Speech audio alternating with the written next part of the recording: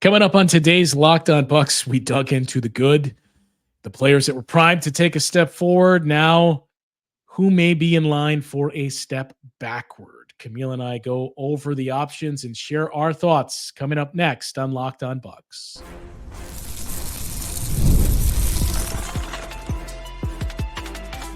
You are Locked On Bucks, your daily Milwaukee Bucks podcast, part of the Locked On Podcast Network, your team every day. Welcome into Locked On Bucks. I'm Justin Garcia, joined as always by Camille Davis. We thank you for making Locked On Bucks your first listen every day. We're free and available wherever you get your podcasts. You can find us on YouTube as well. All part of the Locked On Podcast Network, your team every day. Today's episode of Locked On Bucks is brought to you by Game Time. Download the Game Time app, create an account, and use the code LOCKEDONNBA for $20 off your first purchase. So if you missed yesterday's show, that is where we went through the positive.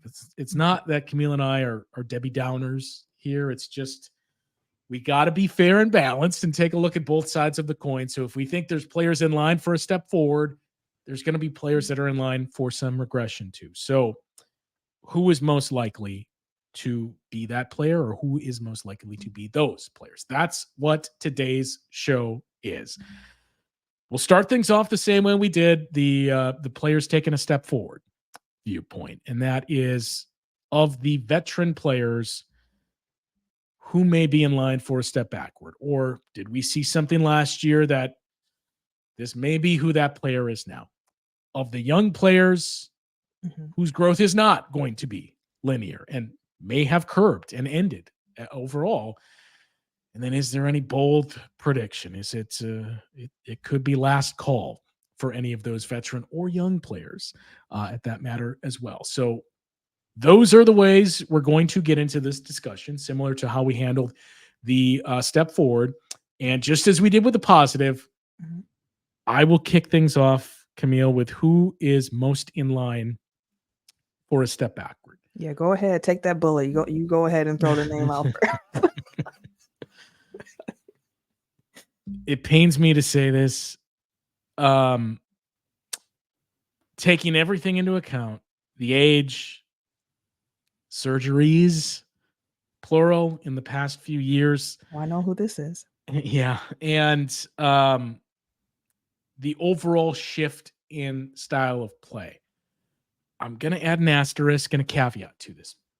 The name is Chris Middleton, but I think if I can dance around this a bit and be cute, and this isn't the negative, like Chris is washed, get rid of him.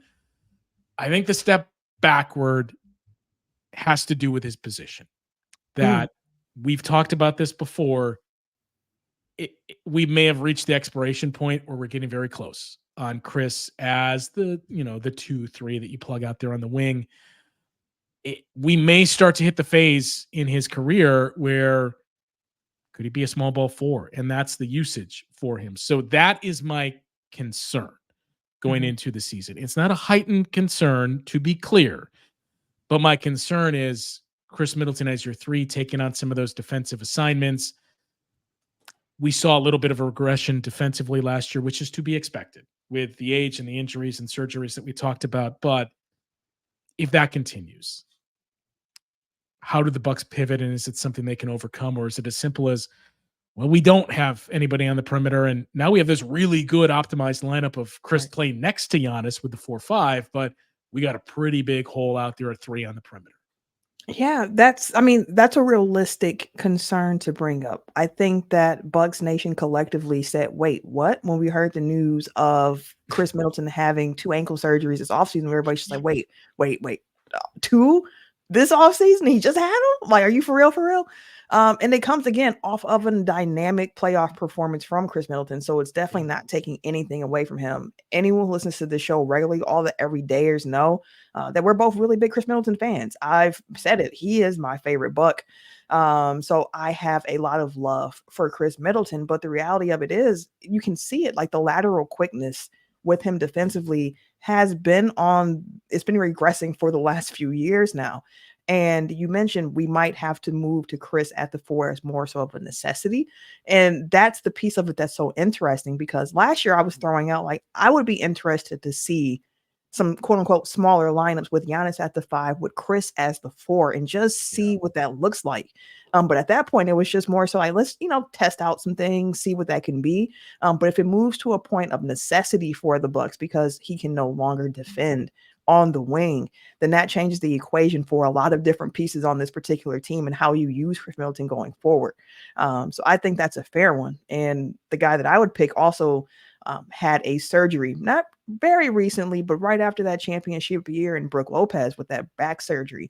And it's not to say that I think Brook Lopez hasn't been good, so on and so forth. Like, Brook has done a fantastic job rejuvenating his career and evolving the way that he plays the game while he's been in Milwaukee. But it's just a question of, like, how much longer can he maintain this performance? So a couple of things off of that. I did pull the numbers for the Giannis and Chris pairing at the 4 and 5. And I think, to no one's surprise, they're very good, both offensively and defensively. At this point, it's probably an easier ask for Chris Middleton. Granted, he's not going to have the true size to combat a lot of those 4s, but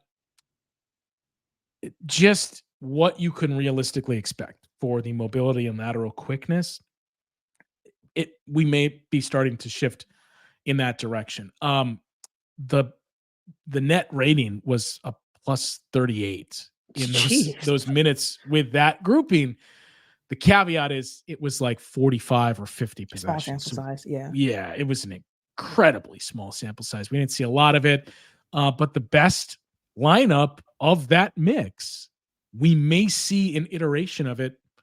Who knows? Maybe a decent amount of times this season. That was Damian Lillard, Giannis, Chris as your 4-5, Andre Jackson playing the role of the 3. As we said, who's going to fill that void of somebody that can take on some bigger assignments on the perimeter, and Malik Beasley at the 2, which you could talk yourself into easily. Okay, well, we think Gary Trent Jr. is going to be just as good or post the same as Malik Beasley defensively. I don't know if good is the word that I would use there, but there's reason for optimism. It's just, okay, it's nowhere near enough to formulate an opinion on and say, hey, you got to see more of it. But the very, very small sample size, it does at least raise your eyebrow and say, this might work. Granted, you're not going to start that lineup and you're not going to go to it quite a bit, but this could be something here of, the Warriors had the death lineup. I don't know if this is so much a death lineup, but this is I'm curious to see how and when they would break this out. Yeah, I want to see it too. I want to see it, but I hope we're not having to see that lineup because we have to see it. Yeah. You know what I mean? Like, I would love to see it because it's an option for the Bucks to throw out. Because let me just bounce back to Brook Lopez, because as you mentioned, in that particular configuration, he's not on the court.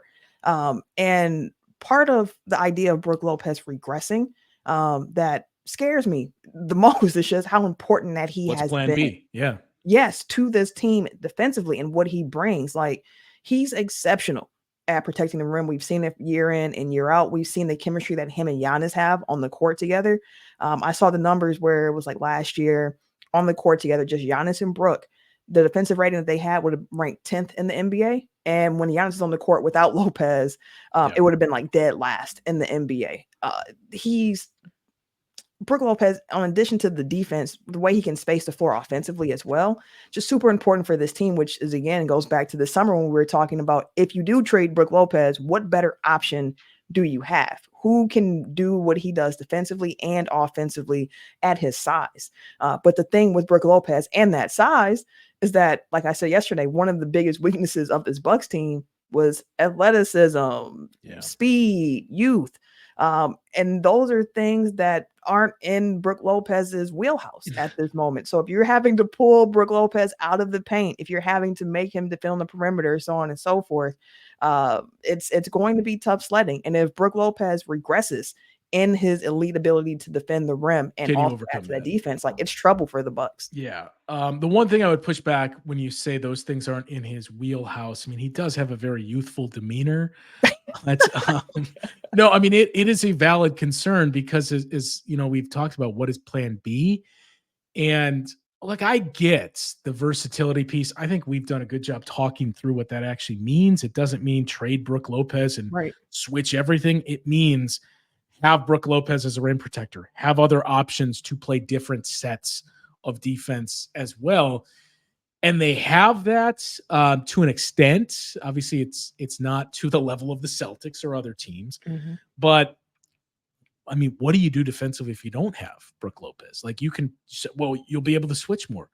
Who's protecting the rim? Like Giannis, Right. sure, but you want to reserve those minutes of Giannis at the 5. Like, you don't want the regular season minutes. I get it's not the NBA of the 90s and the early 2000s where you're dealing with traditional back to the basket centers quite as much, but there's still some that you have to deal with.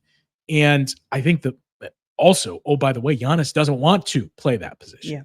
But the other part of it to me is, everybody is quick to point out, can't play Brooke Lopez in the playoffs because of X, Y, and Z.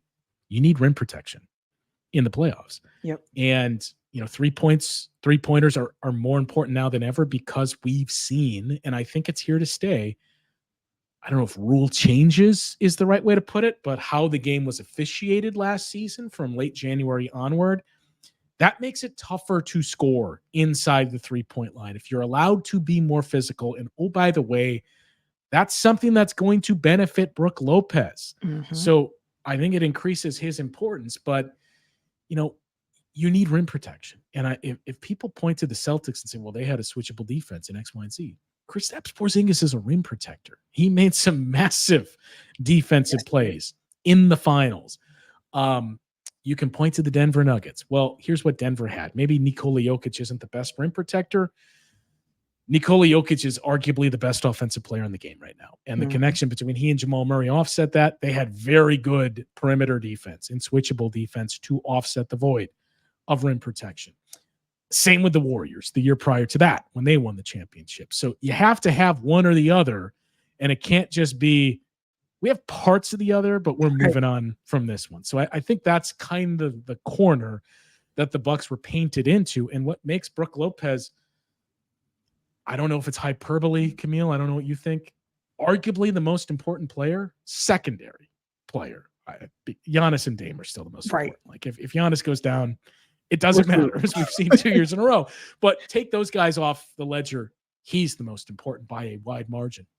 Yeah, because of what he's expected to do and the role that he plays defensively. Like, he is that anchor for this team. So, like, if anything goes wrong with Brooke Lopez, which is another concern for this season, where you're looking at like the big rotation for the Bucks, right? It's Giannis, it's Brooke, and it's Bobby. You can say it's Tyler Smith as well if you want to say the rookie is going to get a lot of minutes. I don't subscribe to that notion that he's going to get a lot of playing time. And if he does, then I would say things have probably gone wrong. Yeah. So Brooke Lopez is, I think, one of the most important pieces on this team, just given what he has been for this team defensively. And again, if he does regress, if we see some slippage there, like, I would have some concerns about what that would mean for this Bucks team. But yeah, hoping it's not the case, because again, we've seen him continue to perform well, but the thing is just coming up of like, okay, as the league continues to get, figure things out, we saw that Pacers matchup, and in the playoffs, him not having Giannis on the court, that tanked a lot of things for this Bucks team. But defensively, like with the poor point of attack defense and then no Giannis, like it was just too much to overcome defensively for the Bucks. So those are the vets that I think are the obvious choices that we've laid out here. When we return, we look at the younger guys. Is somebody in line for not the type of season for a young player, second, third, whatever it is that you hope to see or expected? We'll get into that conversation coming up after the break here on Locked On Bucks. Time to talk to you about our friends over at FanDuel. They are America's #1 sports book. You've heard Camille and I endorse them quite a bit. Well, now we have something a little different for you. Now through September 22nd, this upcoming Sunday, all FanDuel customers can bet $5 and you get a 3-week free trial of NFL Sunday Ticket from YouTube and YouTube TV. Then with a YouTube TV base plan, you will be able to watch every regular season Sunday afternoon out-of-market game. All you need is a Google account and a current form of payment, and you can cancel at any time. Just visit FanDuel.com to download America's #1 sportsbook. We thank you for making Locked On Bucks your first listen of the day. For that second listen, we invite you to check out the Locked On NBA podcast. There is no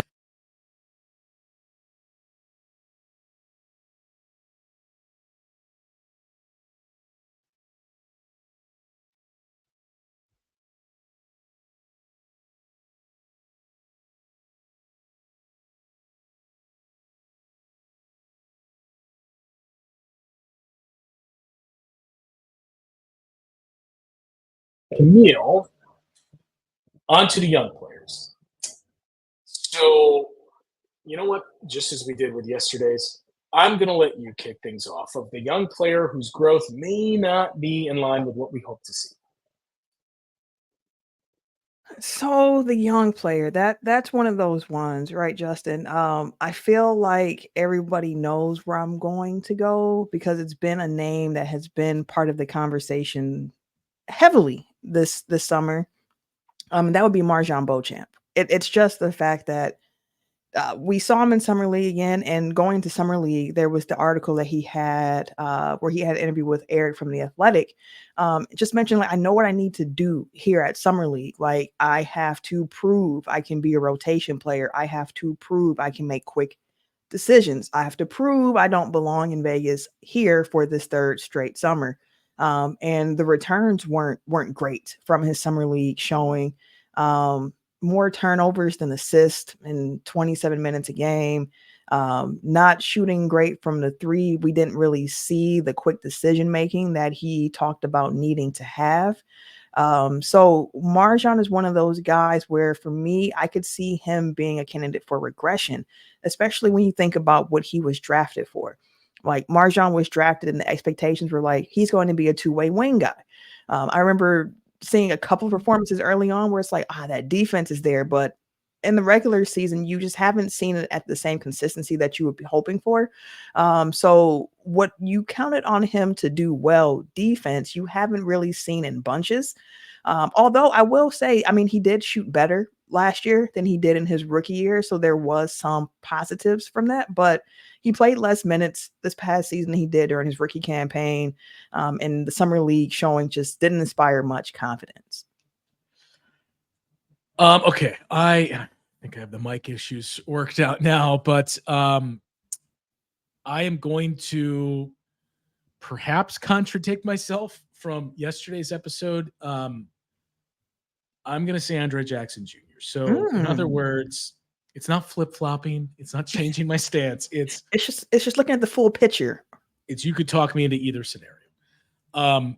I think we kind of tipped our hand and gave away those scenarios that would play into today's choice on yesterday's show. But to revisit that, it's the offense for Ajax, in that we mentioned the three-point shooting, a very small sample size, and it's really regulated to one spot on the floor.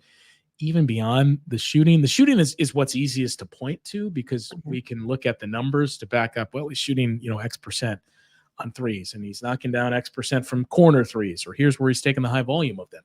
But it's the full offensive package that you saw last year. It still needs work. I mean, he's great at putback dunks, and he's fine in transition at a rim running and attacking the rim there. But everything else in the half court, it was an adventure.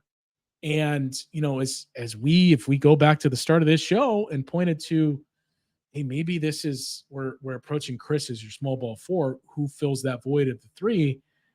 Andre Jackson on paper is the guy that you would look at and say, well, this guy, or the other guy, Chris Livingston. But you would say, this guy, we've seen him do it, albeit small sample size. We've seen him do it before. But if the offense isn't there, if the shooting isn't there, the Doc Rivers playing young guys is an entirely separate conversation. If that exists, you can't pair him with Giannis at the same time. You can't have two non-shooters on the floor. And that, to me, is the most optimized lineup defensively to fill that void of what you would need of Andre with his switchability out there on the perimeter and Giannis to clean things up out there. So you need that to work. If he's not knocking down shots, you can't even look to see if it works. It's interesting too that these are the two guys that we landed on, and just thinking about this past season where they talked about how they enjoyed being on the court together, and how they fed off of one another. And when I think about the Andre Jackson Jr. case for regression, another piece of it, the offense, to your point, it's easy to point to that. But the other piece is, what if that defense is what we saw last year? What if it is still a really high foul rate? What if it's too much injury? Yeah, what if that is the case? Because I said last season, I thought some of the calls were just because he was a young guy, where it was like, okay, you're being a little too overzealous. And then sometimes it was just like, all right, man, you got like the nastiest levels of energy right now. You got to bring it back a little bit. So if it's one of those things too, like if the offense piece doesn't come around, but also if that defensive piece doesn't take another leap where he can stay on the court because he's not in foul trouble, then for sure it can end up in a situation kind of like Marjan, where it's like, we drafted you with the idea you would fill this role of this, two-way wing player. And if that defensive piece of it isn't there, we're really missing the piece of the game that we thought you would bring to this team, for a team that needs it in a really, really bad way. Bud used to say it all the time. I mean, and every coach says it. You got to defend without fouling. And the Yep. Bucks backed it up when you looked at their foul rate defensively. We saw that take a major step forward in a bad way. So I guess step backward last year, which we kind of expected with the absence of Bud and that philosophy. And then also, at least at the onset of the year, there's going to be an aggressive defense. Well, with that comes fouls. But yeah, those are the two important things for Andre Jackson Jr. You have to defend without fouling. To your point, I am curious to see how much of the foul rate takes a step backward because it's his second year versus being a rookie. How much of that is on adjustments he's made versus just, okay, we'll swallow the whistle this time because you're not a rookie. But yeah, he cannot foul at the rate that he did a year ago. And you got to see some progress offensively, whether it's shooting or any other type of creation. And, we talked last year too about he was the only other guy that looked comfortable handling the basketball. So there's a lot of value that he can bring to this team, but those two things have to be there in order to start to see that value this upcoming season. When we come back, we had our hot take of who could be in line for a good season. Not necessarily hot take, but is this the last call for some players on the Bucks roster? We'll get into that conversation coming up after the break here on Locked On Bucks. Well, you've heard Camille and I talk about Game Time quite a bit on this show. They are the best option for your ticket purchases. Whatever it is you're doing, concerts, sporting events, anything you can think of, Game Time is the app to go to for those needs. Maybe you're going on a road trip in the next couple of weeks to cross off some college football stadiums on your list. The Big Ten is expanded all the way out into California now and the other coast as well. So there's a lot of stadiums to check out. Game Time is the app to use to get those tickets. I'm going to tell you why. All-in pricing. You toggle this feature on. There's no sticker shock once you get to check out. You know exactly what you're paying for at that screen. No surprise when you go to complete your purchase. You can see your views from the seat, a panoramic view within the app. Whether you've been to that venue before or not, you can see exactly what your vantage point is going to look like with those tickets. And this comes with the lowest price guarantee, where Game Time will credit you 110% of the difference if you find those seats cheaper elsewhere. Best of all, your purchase is covered with the most flexible customer service policy in the ticketing industry. So take the guesswork out of buying tickets with Game Time. Download the Game Time app, create an account, and use the code LOCKEDONNBA for $20 off your first purchase. Terms apply. And again, create an account and redeem that code LOCKEDONNBA, LOCKEDONNBA, to get $20 off your first purchase. Download Game Time today. What time is it? Game time. All right, Camille, how would we word this? The bold predictions, the last call, I suppose we should just say, of this could be it for these guys. And again, to contradict myself, I think my young players and the final choice are one and the same. And that is Pat Connaughton for me. Yep. I'm guessing we may have the same choice here because this is probably, and leave your thoughts as you listen along to this as well. This is probably going to be the unanimous choice by Bucks fans. But if we approach it with this mindset of what we talked about in yesterday's show too, the roster structure, the fact that you have players that are going to be playing the same position. Now, again, it comes down to is Doc Rivers going to play them? And I don't mean that as a knock on Doc Rivers. We talked about it before. It's not just Doc. It's every coach that is going to lean on vets more than young guys. But you're starting to see a buildup of players in that same position as Pat Connaughton. It was not a good season for Pat Connaughton a year ago. And the big piece is this the trend? Is the athleticism taking a step backward? Is the shooting gone? If you already have those other pieces in place of, well, let's see what Andre can give us here. Maybe it's a rejuvenation from MarJon. Hopefully it's my guy, Chris Livingston. The point is there's other options out there that can fill that void if Pat Connaughton is not the guy that we saw 2 years ago, 2.5, 3 years ago versus what we saw last year. And the last call component, I don't want to get too dire, but I think it's as simple as this. He has a player option after this season.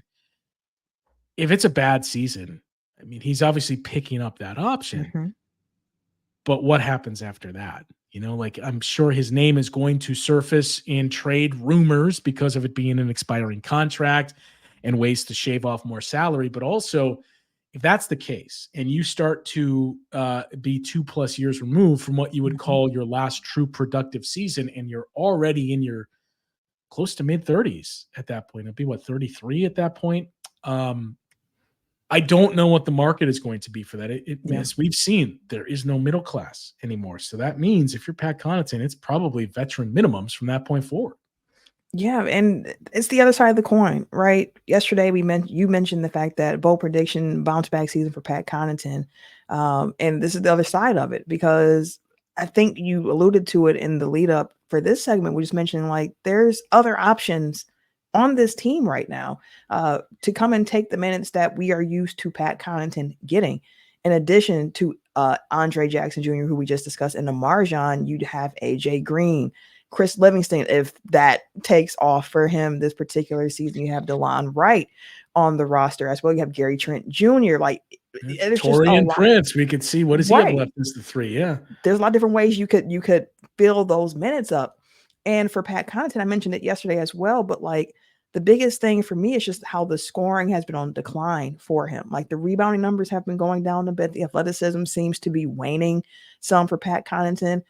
The defense has to be top level for him to be on the court as well. And when you look at the shooting part, like last season, he averaged 5.6 points a game, 3.1 rebounds, 2.1 assists over 22 minutes a game, which isn't to say like I expect Pat Connaughton to be out here getting 20 points a game, but seeing that he's only shooting 34.5% from 3, and this is the second straight year now where he shot under 35% from 3, that's the piece of it that sticks out to me the most. And he was the second worst 3-point shooter on the team amongst rotational players. He was only above Giannis.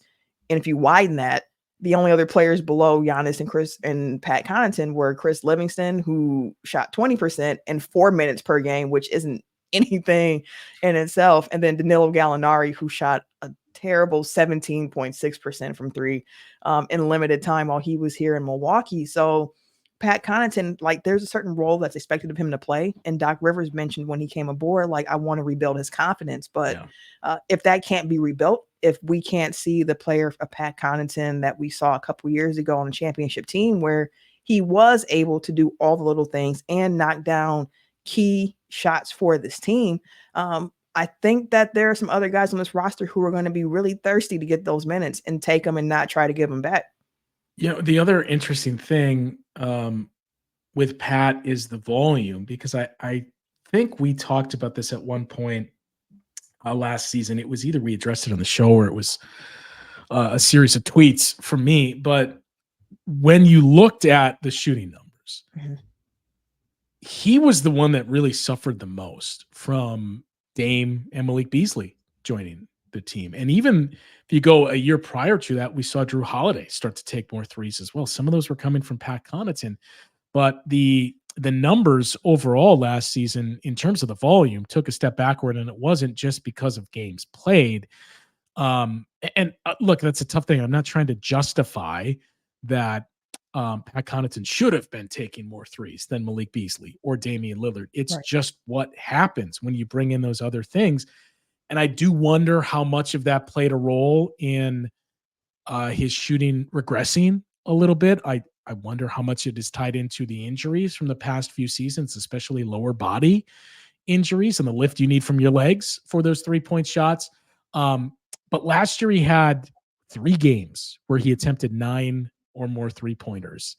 And it may seem like, okay, I mean, 9's a lot, especially for a guy like Pat Connaughton. And it is, but we had seen him routinely taking that volume of threes. I mean, the year prior to last season, he had 4 games alone where he took 10 or more threes.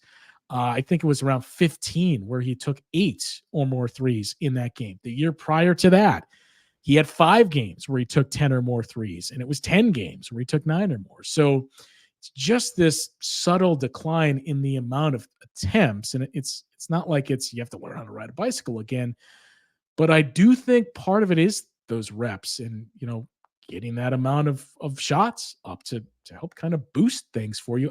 I wonder how much of that played a role in some of what we saw last year from Pat. It could definitely play a part of it when you're not getting the ball in situations that you've been used to getting the ball, or other teammates are just being more aggressive offensively than what you are doing in your particular role.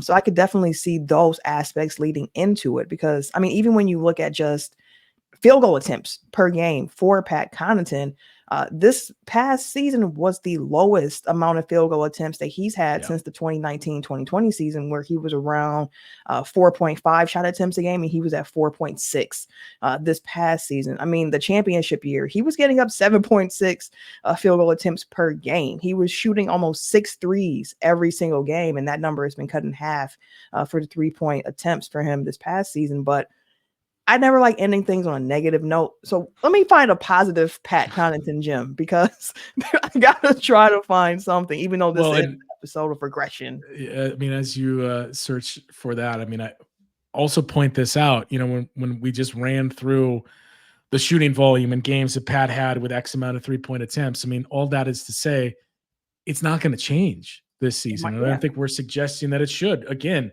Damian Lillard and Gary Trent Jr., they're going to eat before you. Chris Middleton is going to take more 3-point attempts than Pat Connaughton will. AJ Green's going to be interesting. Like, is he going to be sniping 3-point attempts from Pat Connaughton by way of minutes played and everything else? So it's more to point out the shooting is important. So hopefully this isn't, hey, he needs a high volume of 3-point attempts to really get in that groove. Yeah, the efficiency has to be there. And maybe it's, again, just how do you find other ways to be efficient and productive offensively? Yeah. I mean, look, here's one thing I'll say about Pat Connaughton. This past season, he played 76 games for the Bucks. That is the most games that we have seen Pat Connaughton play in one season, not in regular season, for the Milwaukee Bucks since he's gotten here. That's the most games that Pat Connaughton has played in the season since his 3rd year in Portland, like when he played all 82. Yeah. So normally you're seeing Pat in the 60s range. So to see him play 76 games this past year, not having too much injury misfortune was good news for him. And I do hope that an offseason where he knows the coaching, where he's understanding what his role is going to be, he can come and try to attack training camp and really try to make a push for his minutes, show that he earned those minutes and he deserves those minutes. So that's the good news for Pat Connaughton that I would leave it with. Well, and it, what we stated earlier too, the importance of Doc Rivers and what he did from the start of line by line, like one by one going down the line, level setting expectations with the players of here's what I look to see from you, but most importantly, here's what I need to see you not do. Yes. And it's those types of conversations too of, look, you're not going to get 9 3-point attempts a game. I think what was the high? It was just under 6 for Pat Connaughton a couple of years ago. I think that he averaged per game. You're not getting that because we have Dame, and we think Dame, as we just went through, is going to have a bounce back season and it's going to look much more efficient and better. We have Gary Trent Jr. Maybe Gary Trent Jr. is the scorer with those second units at times, depending on how you stagger some lineups. We have AJ Green that we've built up a lot of trust in. So there's just more mouths to feed in front of you. But here's what I need you to do to stay on the court. Do X, Y, and Z, perfect that, and that's all I can ask of you. Yeah, and that clear direction is extremely helpful. I mean, we heard about it last season when we had the in-season tournament game snafu, where you hear Bobby Portis going off saying, we need to be better as players, yes, but we also need to know what we're supposed to be doing. And to your point that you've made earlier this week, it's just like, it's not just about what you should do. It's what you should not be doing as well, and make those parameters as clear as possible so players know how to color within the lines that the coaches are setting for them. So there's hope for Pat for sure, but it's not going to be an easy road for him, I don't think, just because of the amount of bodies that the Bucks have at that position. Well, I think that's a good place to wrap it. Not a negative show. We weren't really harping on, man, it's doom and gloom, and here's the things that are going wrong. It's mostly, look, we said here's the players that are going to take a step forward.